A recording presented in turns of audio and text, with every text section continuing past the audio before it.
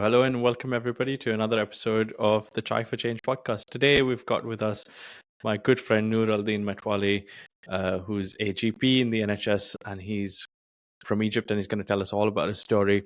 But this one's going to be called "Let's Change Our Perception on the Way We Look at Medicine and How Yeah, We Look at Modern Medicine." So, thanks for joining me, Noor, and please go ahead and introduce yourself. perfect. Thank you so much, Shubhendu, for all the nice work and the opportunity today. So yeah, as you mentioned, basically, I'm a newly qualified GP. I actually just CCT'd, finished my training program actually yesterday, and I'm originally from Egypt, where I studied medicine, basically at the University of Alexandria, and finished med school in 2015. Oh my God, 9 years ago. Um, And yeah, since then, after that, I worked straight a little bit at the University of Alexandria. I was a surgeon for some time, a thoracic surgeon. And after that, I left Egypt to come and move and work in the UK. This is when I started working in the A&E department in the Leicester University Hospital. And this is where we met. And after that, a couple of years after, I joined the national training program to basically become a GP. And here I am. Oh, fantastic! So, welcome. We're really going to dive into your journey, but also, you're now embarking on something new and something different and Yes. slightly non-traditional. So, I think we're keen to hear more about that as well. But for the moment, let's start at that point when you were back in Egypt, when you were in Alexandria, and I know you were doing cardiothoracic surgery, Yeah. and that's quite a prestigious thing to do. So, how do you get from that to the point of deciding to say, I'm going to go to the UK, I'm going to do lab? You did lab, right? Yes, I did lab. Yeah. Yeah, yeah. And decide to go to the UK and then do something completely different. Well, actually, the leaving Egypt, leaving my home country, actually was not a very difficult decision. Somehow, throughout my education, basically, this was the direction to begin with. So it wasn't a decision that came after finishing med school. Actually, this decision preceded going to med school, and potentially it influenced my choice in university, basically. So I would say basically actually it wasn't that difficult of a decision to make, and the reason behind it is that, like, of course everyone is looking for better opportunities, better education. You want to be contributing to science. You want to be contributing to humanity, basically, on a larger scale, and sometimes these scales are not available for people in so many countries. So unfortunately, that was the reason behind it, and that's why basically I wanted to leave Egypt and join, Okay. and move to the UK. So yeah, like I like to say that clinicians just want to make an impact, right? And sometimes you're stuck in a system where you can't actually manage to do that. So Exactly. when you were imagining coming to the UK, what I guess there's a little bit of that platform, like having the platform in which you can make a difference.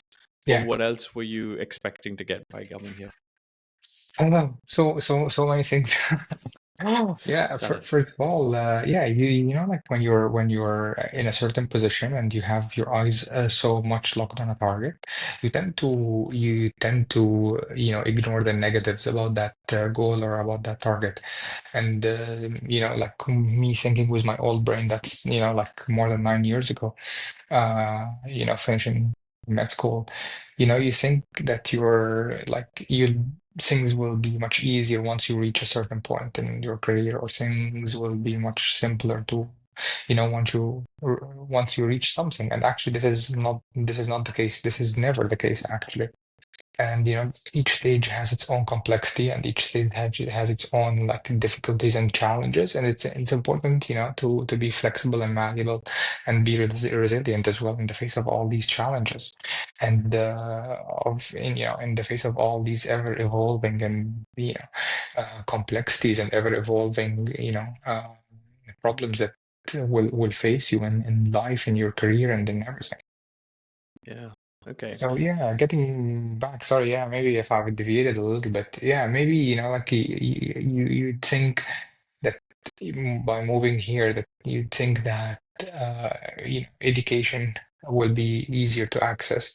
It's not as easy as I expected. Definitely much better than uh, other places, but actually, yeah, still comes at a high cost. Of course, time constraints because you're working high intensity jobs, and like trying to study as well. All these things. So like time management, you have to build time management skills and everything.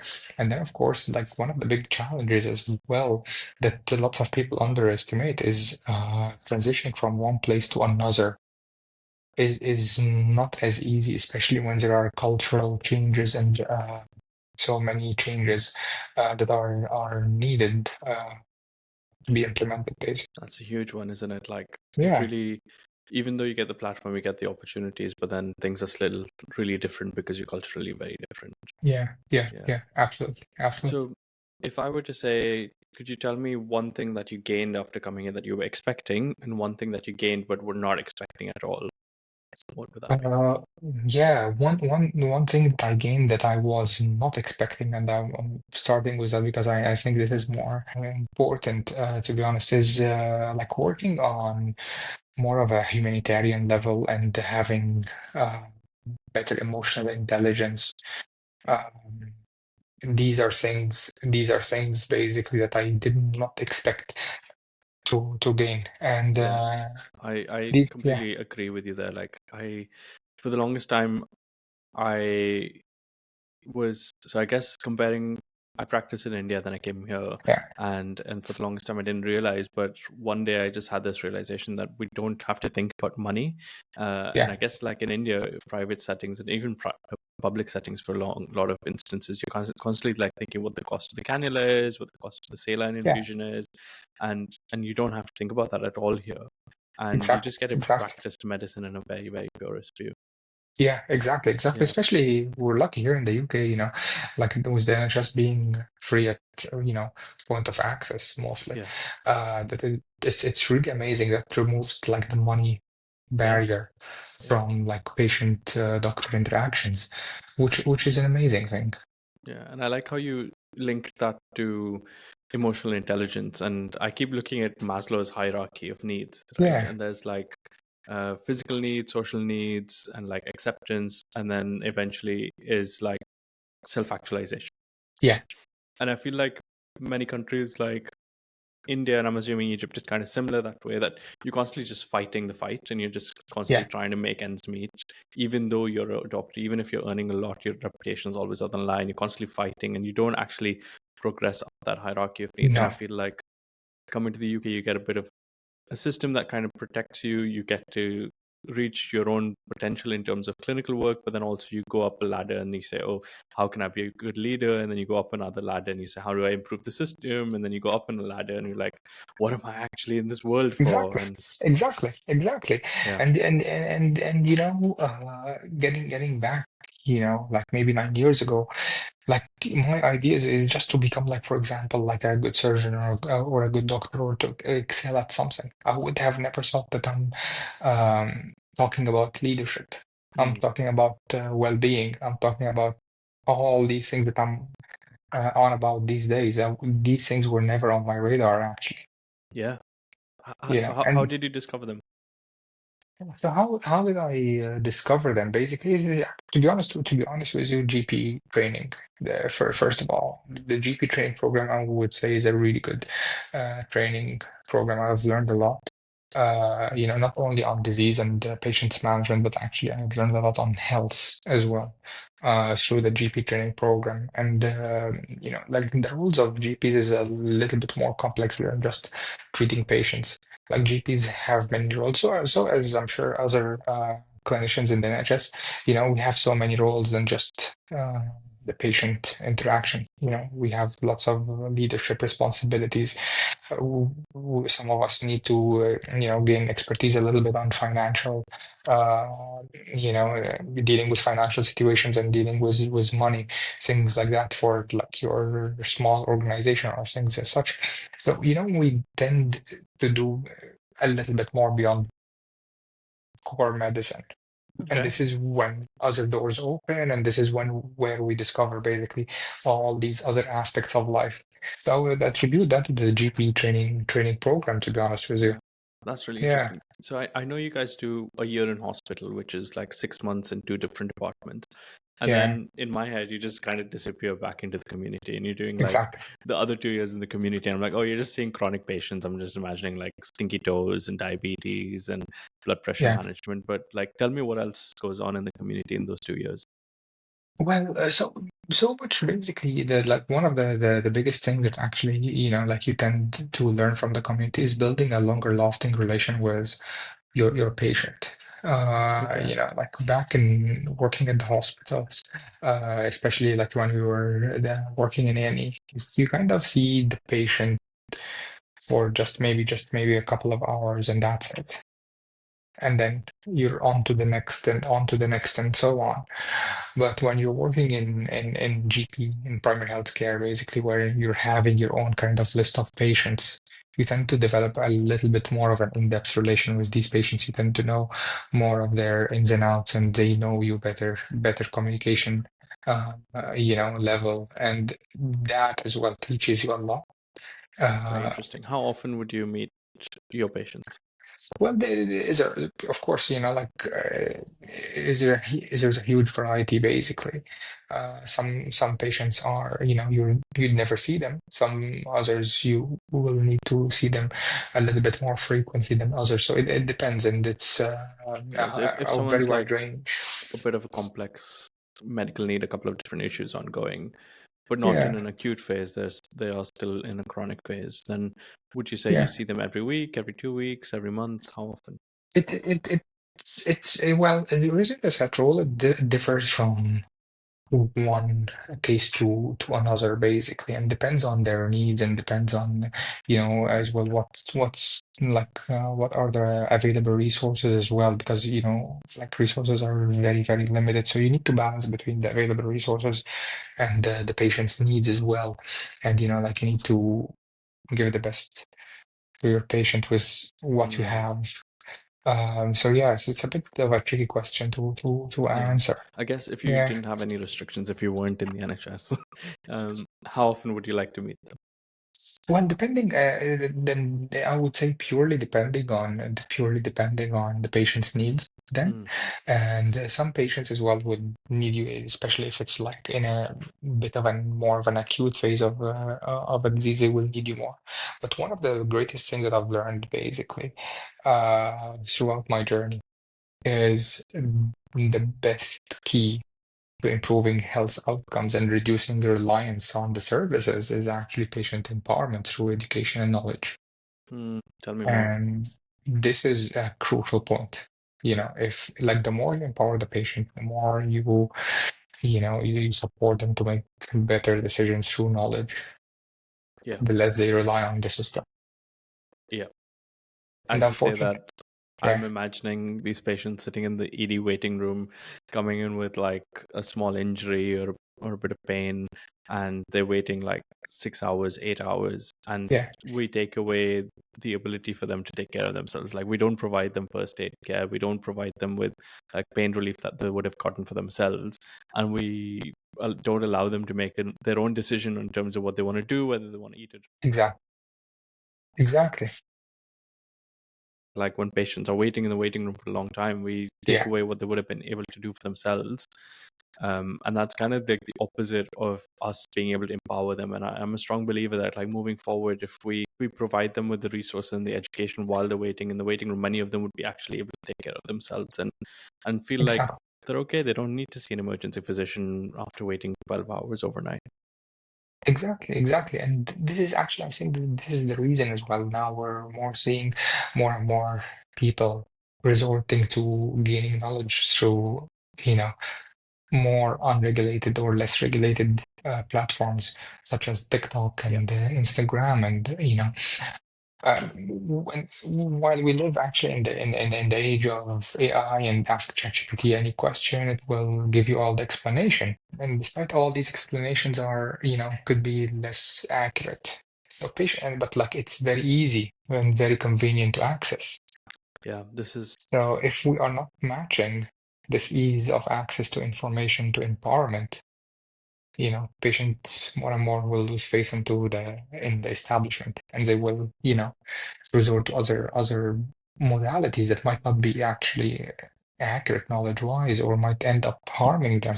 Yeah. One of the things that's coming to my mind is most waiting rooms in the NHS will have BBC on. There'll always be a television to keep people Yeah, entertained. In yeah, the peds ED, there's always playing cartoons, and in the adult ED, it's always BBC or the news, right? yeah, And I was attending this seminar on out of hospital cardiac arrests, and one of the biggest things determinants of good outcome is early onset of CPR.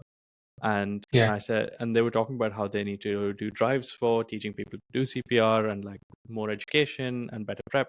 And I said, the people sitting in an emergency department are seeing that there are sick people around them. They're sitting and watching this yeah, television for 8 hours. It's such a good opportunity to yeah. just To teach. teach them how to do CPR, just teach them how to recognize Hmm, what are the steps they can, that time doesn't go wasted. And I think based on what you're saying, I think I'm looking at TikTok, YouTube, all taking on more responsibility, at least in the UK, for providing true. verified medical advice. Yeah, And I think yeah. Now you've got like YouTube Health, for exactly, example. exactly, I think YouTube a couple of weeks ago or something like that as well started to, uh, regulate the content a little bit or have a board, some sort of a board of regulating the medical content on it as well. yeah. I've started Yeah, seeing that it tells you where the person speaking on your screen where they're board certified from, or yeah, which regulatory body certifies them. But yeah, yeah, even showing something like that, which is verified and checked in a waiting room, is so much more useful for exactly. people that are there. They're your right demographic, and you're missing an opportunity. Exactly, exactly, exactly. Yeah, yeah, yeah, absolutely. Yeah, it brings me to the question of like from your perspective into like the quality improvement. How do you get to improve medical education, not of them like the staff, but actually of the public? And is that like something as well that we need to take on board as one of our roles as clinicians? Yeah, that's so interesting, right? I mean, I assume that every country kind of sets their own targets for improving Yeah, education of the country. And sure. probably the first place they target is schools, and that's why schools have a lot of education around injuries, first aid, and all of those things.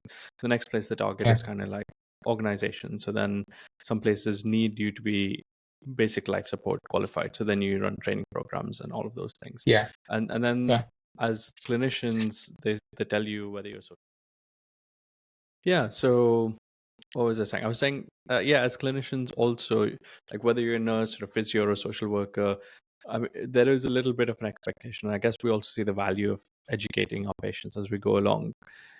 Um, if you were to look at it from a quality improvement perspective, I guess the first thing to do is to form a coalition, right? To yeah, form a team of people who are doing this. And then you set goals for yourself. So you kind of assess where we are now and where do we want to get to.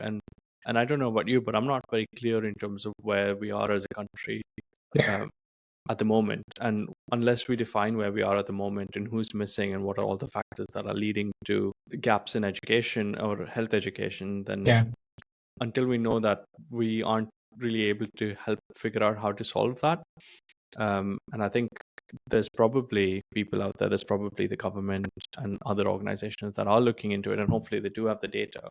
yeah, And I imagine if they're following improvement methodologies, then they're probably saying, oh, this is where we are now, and this is where we want to get to, and they set smart goals, and then work on factors that help them get there. And so, yeah. yeah, I guess from a quality improvement perspective, it's a methodology. So you take a stepwise approach to solving a particular issue and creating an improvement. Yeah, yeah. So not to deviate again and keep deviating. No. Getting back to the original question that led us here. Yeah. What are the two? One of them is expected and one of them is the unexpected. I kind of answered you with the unexpected one. But which one is the expected? Not was it purely knowledge gain? Yeah, sorry. Remind me of Yeah. the Oh, question again. yeah. The question was, what was something that you gained and you were expecting Yeah. to gain? Well, something that I was expecting to gain with the well, I would say working with with more resources than, for example, working in Egypt. Resources are very scarce and limited if you're working in the public sector in countries like Egypt. I'm sure it's kind of the same in India as well. Mhm. Uh, But so yeah, like removing this limitation of the resources, yes, I'm sure that the resources are very like it's an issue as well of resources and time constraints in here, but it's nowhere compared to Egypt. So yeah, I'm working with a lot more resources in here Yeah, and than I would have give ever. us Yeah, give us an example, because I feel like in the UK as well, sometimes it feels resource limited. Sometimes, someone's allergic to penicillin and you need to give them vancomycin, but there's no vancomycin stock in the entire hospital. yeah, Or the other day, I had a kid with like a hair tourniquet around their foot, around their yeah, toe, like a 2 month yeah, old, and we needed some hair removal cream to try and get rid of that hair. There wasn't any in the whole hospital, and you kind yeah. of end up doing what you do in India. You tell the parents to go and buy some from the local pharmacy. um, Exactly. Yeah. but give me a flavor of. I know it's very different in Egypt and India, but tell us what that difference is. So yeah, so for first of all, the difference here is that like for a patient comes to you, they as you mentioned, they do not have to worry about like all the drugs and all the equipment needed for their surgery, for example, or anything as such. While in other places, that's on patient's responsibility. Um, Like they'd that's have one to go thing. and buy the mesh for their hernia repair, for example. Exactly. Yeah. Here, when a patient goes to get for a CT scan or something like that, the data is automatically, as a GP, I'll get the scan report. Yes, it will take a few days, but I'll get that. Mm, While, for example, in other countries, if like that's the data transfer is the role of the patient. So you find like that every patient has his own health records of like doctor notes and records reports and things like that, and it's the patient's role to go to the doctors and give them the data. While mm. here, that's not something that yeah, Do you think that creates a bit more of a motivation for people to figure out their own health and like I think educate so. themselves? Uh, yeah. Nothing is pure black and white. Mm, Nothing is pure black and white, and with everything negative, there will be a positivity associated with it. So you will find like patients in countries like Egypt, for example, they will know more about their condition. mm, They will know more, who to go to, when to mm. go to. Yeah. Like the issue is missed appointments. That doesn't exist over there. There's no such thing as a missed appointment Yeah, because it's the patient's role to come to you, yeah. you know. And if they want to come to you, they will, The they will onus is make really on the make patient. it's on them. So Yeah, yeah, for example.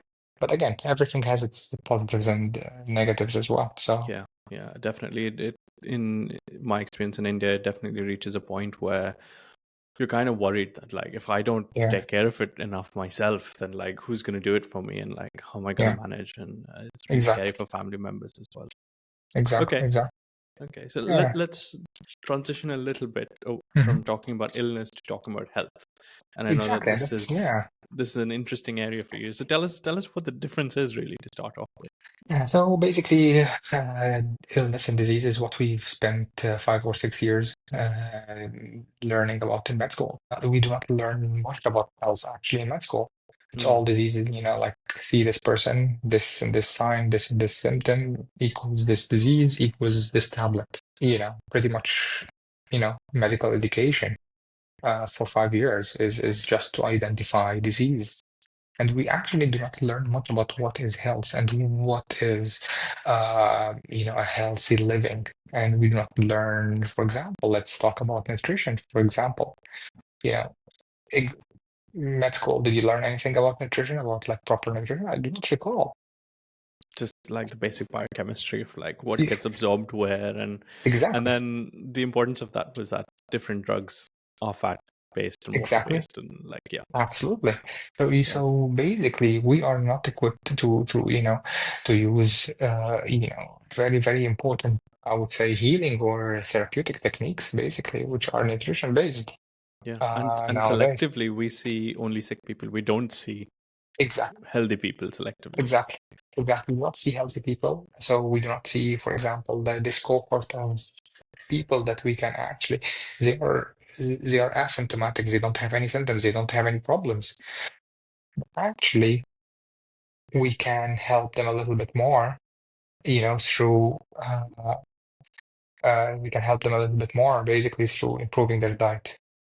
If we want to talk about like longevity, health span, lifespan, we're missing out big time Yeah. on this cohort, and we're ending up seeing just the patients who uh, have already developed symptoms, and we are not going further down the stream of improvement at the source, Mm. of treatment at the source. And this is because we are learning about just disease and not learning about health.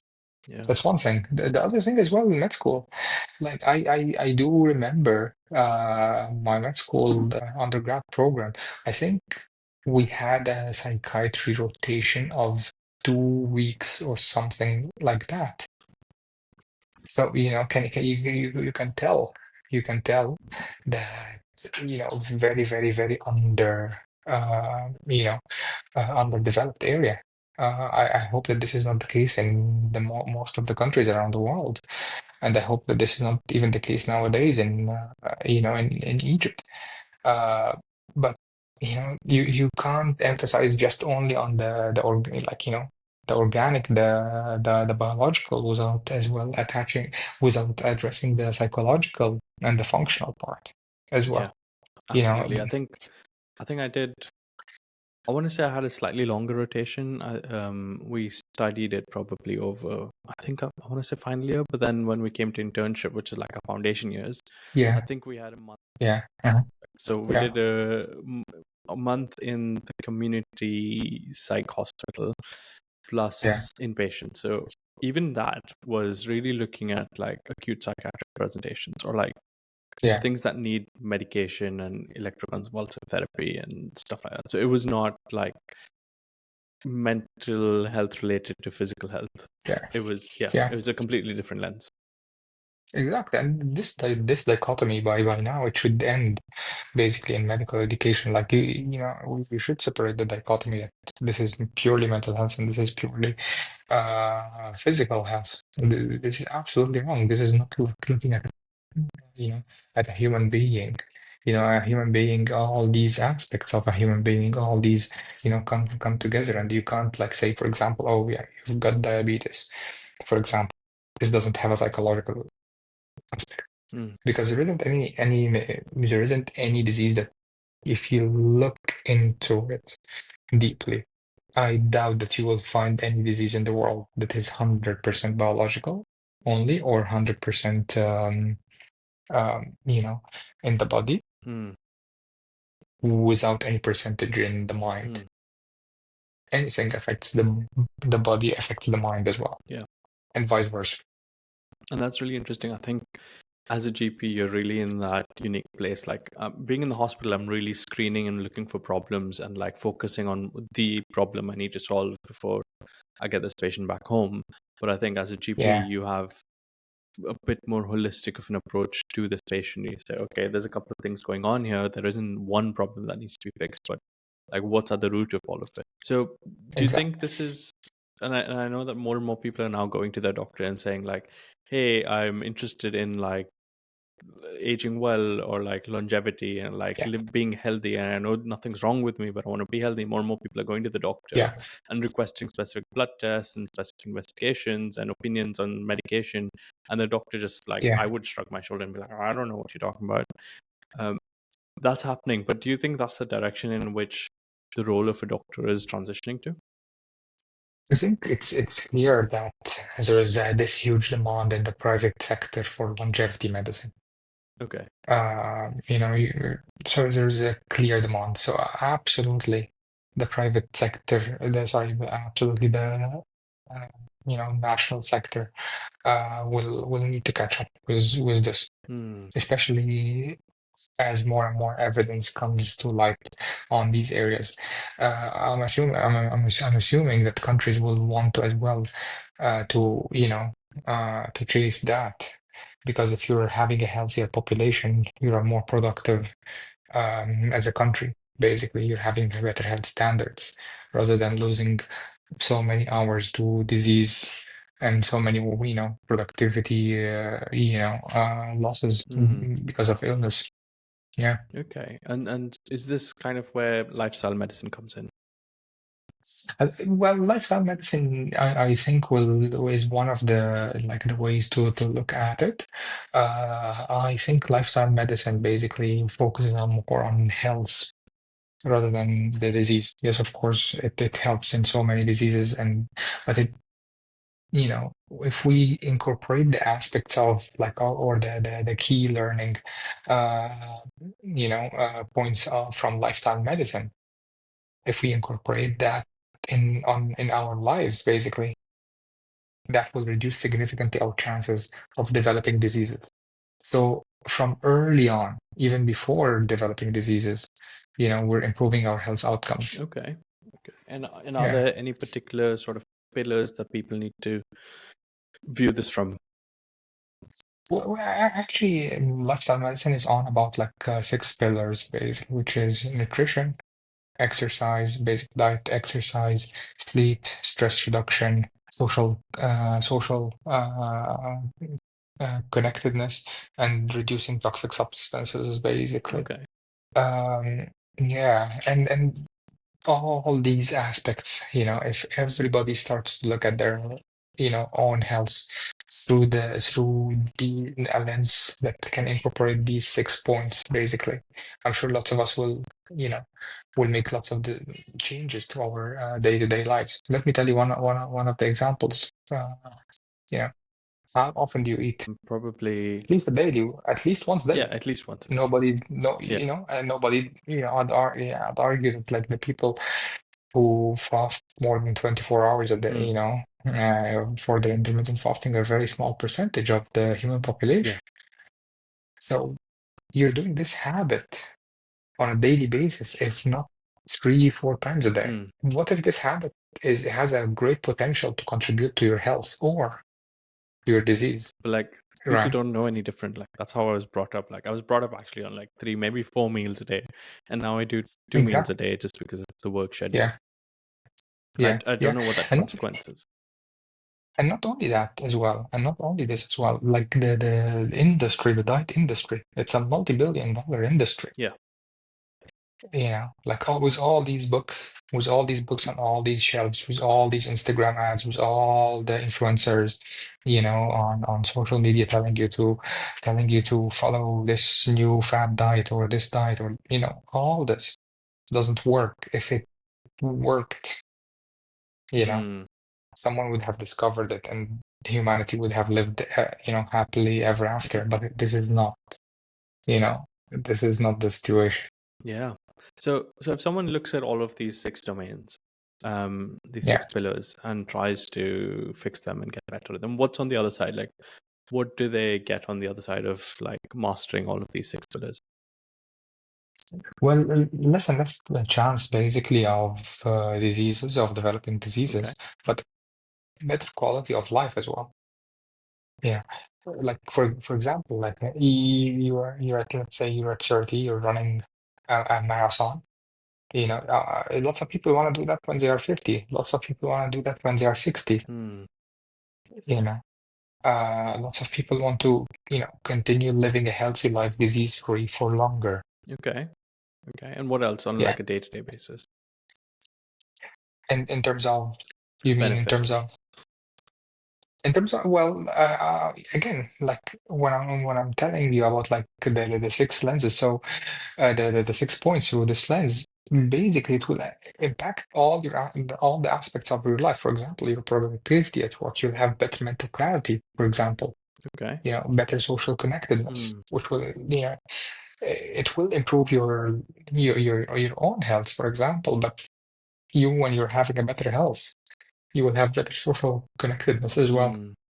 So it's kind of, when you're working on your diet and improving your diet, it improves your health, but at the same time, you get to enjoy a better quality food, for example. Hmm. When you are sleeping and when you're treating yourself well to a good night's sleep, you're enjoying like you're having a better, feeling refreshed and more productive and all this, but as well, enjoying better quality sleep. And does this So does this do anything for like anxiety and confidence? again, again, you can't separate mental health from, the physiological or the biological side of things. So again, when you're eating better, let's say you're less avoiding highly processed food, eating cleaner, eating healthier, that will impact your mental health Hmm. at the same time as well. So yeah, you can't say, oh, if I'm working on these 6 points, oh, these are like, oh, I'm just lowering my cardiovascular risk, for example. No, no, no, it will impact you as a whole, as a human being. Hmm. Yeah, Okay, so let's do a case scenario, right? yeah, So yeah, you've got let's say it's a 38-year-old man. yeah, He's a lawyer, earning big bucks, and he used to drink a bit more. He's given up smoking. yeah, He's now got two kids. The second one's just been born, and they're, say, like 6 months old. yeah, And he's looking back at some old photos, and he says, like, I used to be so much more active. I used to be able to do so much more and yeah, go to work and make big bucks and be like king of the jungle and come home and I'd have a fantastic life. But now I just find myself sleeping a lot more, and like I've already given up smoking. I've already like cut down on the alcohol consumption. I try and wake up every morning and I do a cold plunge in the morning because my friend said yeah, that that's what I should do. But like is not hitting the mark, doc. Like something must be wrong. Do yeah, some blood tests, figure this out. Like I'm worried something's going on. What would you say to them? yeah. Well, actually, first of all, yeah, you need to understand where they're coming from, and address their worries and concerns. So if they're concerned as well, there's actually something more organic or more something that can show up on the blood tests. So yeah, I would address that. But at the same time, you need to have a really good understanding of what's happening in their life. Hmm.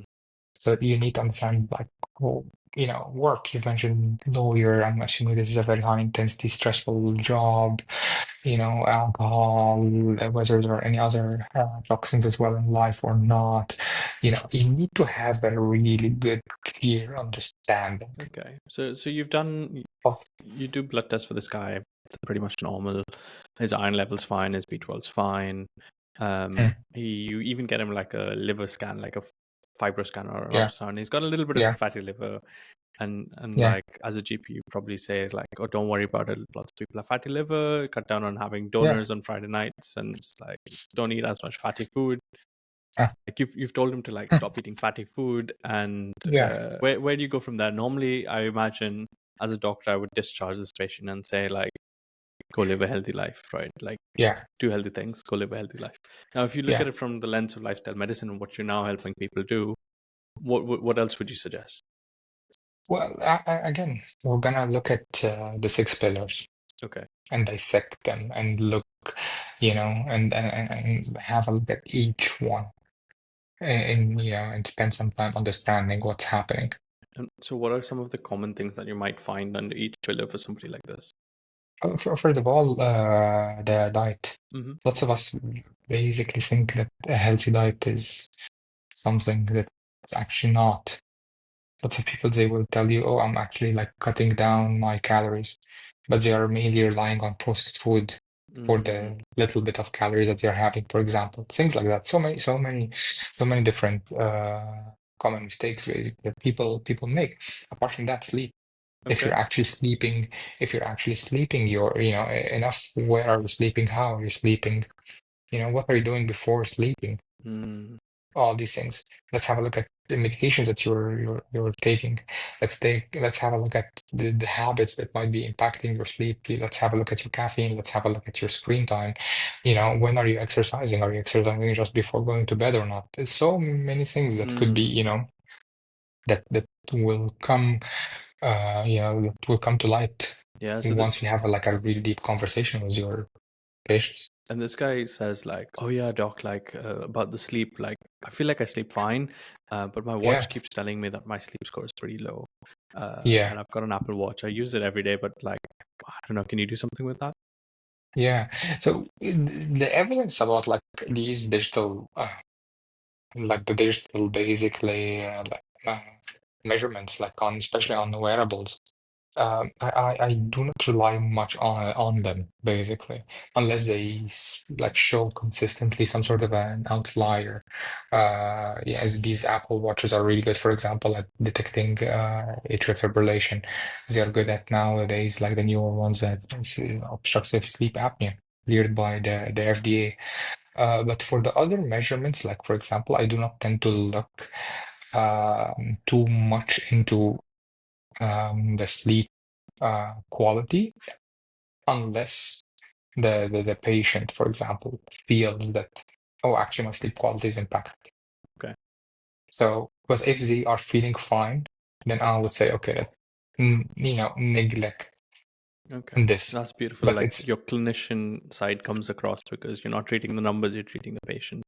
exactly, Yeah. exactly, because you do not know actually whether actually it's from the watch itself or so again. Uh, it's not just about the numbers. You have to, you know, look into the bigger pictures. Yes, the numbers could be, like giving you a trend, that's something that's happening in the background. So, have them in mind, but don't focus too much on the numbers. Cool. So I'm gonna assume, like, let's bring this scenario to a close, and I'd say, like, okay, you figure out that you can help this person with a bit of sleep Mm, advice, cut down on caffeine, some small adjustments to his lifestyle, and that finally gives him back the energy, and he feels a lot more happier and enjoys life. And that's what I'm hoping would happen, and that's yeah, beautiful stuff. And I guess, like, from a clinician's perspective, also, it seems like something that would give me more joy than just like figuring out the illness and like trying to keep the illness at bay. yeah. Nice. Okay. So if people want to find out more about lifestyle medicine and find out more about you, Noor, where can they do that? So I'm on LinkedIn as Metwali. Okay. So that's a way to contact me. Lots of people contact me through LinkedIn. Fine. But And we'll yeah, put your handles in the description. yeah, perfect, great. Brilliant. And before we leave, do you have any other questions for me? Like the thing I'm interested at actually is that we've been focusing on the clinician's role, Hmm. but actually, from what I've been learning through lifestyle medicine and through my GP, training and everything, like the important role as well of coaches. Mm.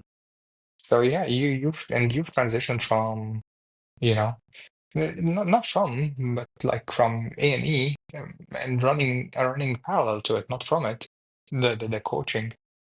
And then how do you think, like, yeah, the coaching Yeah, that's can impact such a case that we were talking about? Because it's very essential. yeah, absolutely. I think so. In essence, coaching is probably so let me give you an analogy of like what my mentor used to say. Mm, Like, this is the person who trained all of us in the coaching institute, so Center for Executive Coaching. And he says that when you need to get to a faraway destination that you don't know the route for, is when you get a yeah, coach, right? At like coach in both sense, like coach in the sense yeah, of getting on a bus that takes you long distance. yeah, And similarly, I guess that's when you get a coach as a person who kind of helps you find your way and takes you to the destination that you can't see. yeah, Um, yeah, So I think a lot of this is for the person who's looking to make that lifestyle improvement and get to the other side, get all of those benefits. There's lots of things that get stuck in the way, and coaching is all about being in that context for that specific person. It's not about giving advice, but it's about helping them figure out how to actually make that happen and mm, bring to life the benefits and the success that they saw for themselves. So yes, yeah, I think coaching is definitely super important for that perspective. And I guess the other thing that kind of is the overarching view, I think, going back to Maslow's hierarchy, is like, how do we see ourselves like fulfilling our own role in this lifetime, right? And for me, I think it came down to the crux of problem solving, figuring out like that one thing that needs to happen to solve things and make it move forward. And that kind of embodies itself in coaching. And at the moment, I'm helping physicians make medicine a side hustle because that's such a huge problem that I want to help them figure out their life's purpose and build fulfilling careers where they're reaching their full potential and top of their own Maslow's hierarchy. And I can see you doing that for yourself through lifestyle medicine and really embodying all aspects of everything that makes you you, and not just the clinician Noor, but true. also the Noor, right? Yeah, yeah, true, true. So yeah, Exactly. yeah. And I think Yeah, that's where we are. So Likewise, if anybody wants to find me, I'm on LinkedIn, very active there. Join my free newsletter called the Impactful Clinician Newsletter, which helps you make your career and life more impactful, I guess. More impactful. Yeah, and that's me. I think on that note, thank you very much for joining me today, Noor. It's been a fun. Thank you. Thank you. Pleasure's mine. Yeah, Thank you. see you soon. Thank you.